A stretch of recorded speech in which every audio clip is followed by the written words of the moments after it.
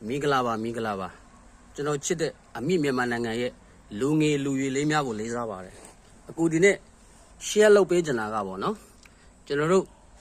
နိုင်ငံတော်တမန်တော်ကတော့မနေ့ဖန်ပေါ့နော်ဒါထိုင်းနိုင်ငံကိုပေါ့နော်ချစ်ကြည်ရေးခရီးစီသွားမှာပေါ့ဗျာနော်ဟုတ်ပြီလားနော်နိုင်ငံတော်တမန်တော်ဟာလားမင်းအွန်လိုင်းကတော့နော်အခုအာဆီယံနိုင်ငံဖြစ်တဲ့ဟာလားထိုင်းနိုင်ငံကိုမနေ့ဖာပေါ့နော်6ရက်နေ့ကနေ9ရက်နေ့အထိချစ်ကြည်ရေးခရီးစီသွားမှာဖြစ်ပါတယ်ဗျာနော်ဟုတ်ပြီလားနော်ဟာလား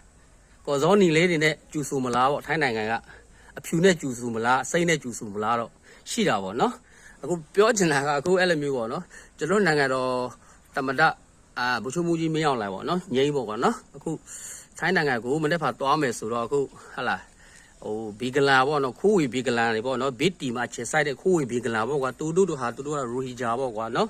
အဲ့တို့က2016နဲ့19မှာပေါ့နော်ဒါသူတို့ဘီဂလာတွေကိုပေါ့နော်လူမျိုးတိုးတပ်ဖြတ်တဲ့ genocide တွေပါညာလုပ်ခဲ့တဲ့အုံမင်းအောင်လိုင်ကိုပေါ့နော်အခုပြောမယ်ဆိုတော့အာဂျီတီနာဟာလားတရားရုံးကို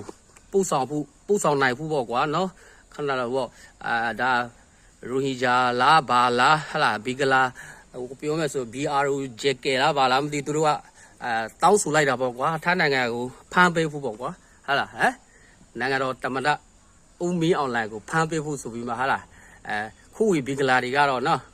တိုက်တုံးတောင်းဆိုလိုက်တယ်ဆိုပြီးမှဟာလားတက်လာတယ်ရီတော့ရည်ချင်တယ်နော်ဟုတ်ပြီလားနော်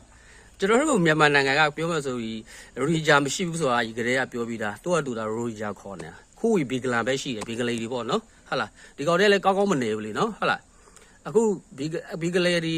ခုနလိုပေါ့နော်ကျွန်တော်မြန်မာတပ်မတော်ကမဖြစ်မနေနေမီရှင်းလေးလှုပ်လိုက်ရတာပေါ့နော်ဒါတော့ပေါ့ပါပါလဲလှုပ်လိုက်တာပေါ့နည်းနည်းအမိုက်တွေရှင်းတဲ့အနေထားပေါ့ကွာဘာဖြစ်လဲဆိုတာသူတို့ကကောင်းမနေဘူးဒီဘီဂလန်တွေကဟာလာရခိုင်မှာလာပြီးမှခုနလိုပေါ့ရခိုင်ပြည်သူမိဘတွေကိုဗာလဲထီးခွေဝါခွေတော့တွားလို့မရဘူးပေါ့နော်ဒီဘီဂလာတွေကအုပ်စုလိုက်မိမဆိုမဒီကြည့်ဟာလာနောက်ပြီးမှတပ်ဖြတ်လေလင်းဓာတ်တွေလှုပ်တာနော်ရခိုင်ပြည်နယ်မှာရှိတဲ့ရခိုင်ဟာလားပြောမယ်ဆိုမိဘပြည်သူတွေကဘဲမှသွားလို့မရတော့ဘူးအနေထားတယ်အဲ့လိုအနေထားတွေဖြစ်လာတာနော်ကြီးလာဆဆနေရတဲ့အနေထားရောက်လာဒါဘီဂလာတွေကဟာလားဘယ်လောက်ထိဟာလားပြောမယ်ဆိုတော့အကြမ်းဖက်ပြီးမှဘယ်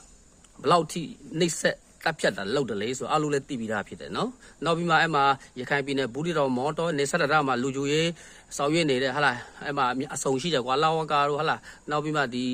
ဟာလားရဲတို့ဘာညာပေါ့နော်အဲ့မှာနေဆက်လူကြိုရေးတွေကိုလည်းတို့ကဟာလားအစပိုက်ကတယောက်နှစ်ယောက်လာတယ်ဆိုပြီးမှဟိုလိုဒီလိုနောက်ဘက်လူအုပ်ကြီးနဲ့ခင်ဗျာဓာတ်နဲ့ခုတ်တက်ဟာလာလူကြိုရေးတွေတပ်ဖွဲ့ဆောင်ရွက်နေတဲ့ကျွန်တော်တို့နိုင်ငံတော်ဝန်ထမ်းတွေတော်တော်များများလည်းအသက်ဆုံးရှုံးလိုက်ရတာပေါ့နော်နောက်ဆုံးမဖြစ်မနေမရတော့ဘူးဆိုတဲ့အချိန်မှာတပ်မတော်က